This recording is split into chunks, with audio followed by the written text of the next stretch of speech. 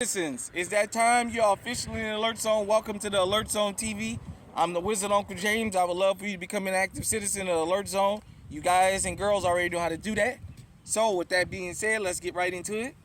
You guys see I got the Smith & Wesson SD9 chambered in 9mm. Got the stick on it, the leg.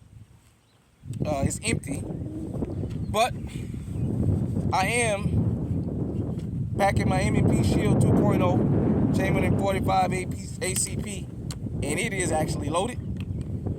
So I just wanted to talk about the Highway Act.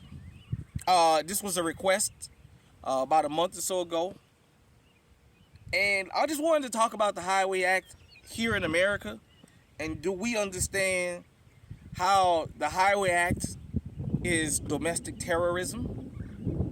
The Highway Act with eminent domain. For those of you who don't know, you remember, was it Clive and Bundy? And a couple other times they had standoffs about land and eminent domain that almost became violent. So we're going to talk about the Highway Act. And Germany was one of the first countries to have an elaborate system of highways. After World War II, the Highway Act was signed here in America, and it was supposed to connect cities and states. But the Highway Act, in an act of engineering terrorism, coupled with eminent domain, was used as a way to disenfranchise a lot of people in this country. And I'll give you an example. We all know the story of Black Wall Street, the Greenwood Archer section in Tulsa, Oklahoma. I did a video about that here. After Tulsa, after Greenwood Archer was burned down, Black Wall Street was rebuilt. And this time, instead of burning it down, Interstate 244 was erected to run straight through it. For those of you who may not know, there was another thriving section of Jacksonville, Florida, where I-295 sits now. The Highway Act was supposed to be a modern marvel.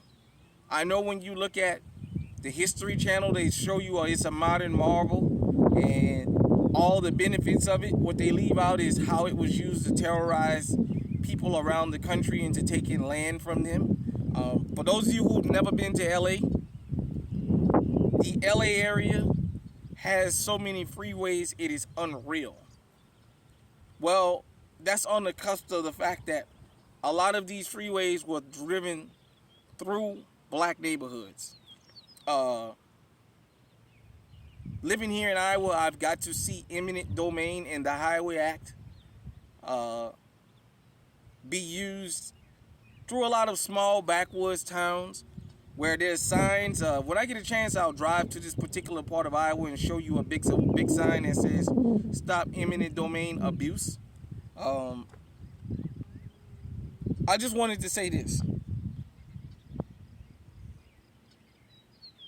The next time you get on a freeway in America, ask yourself,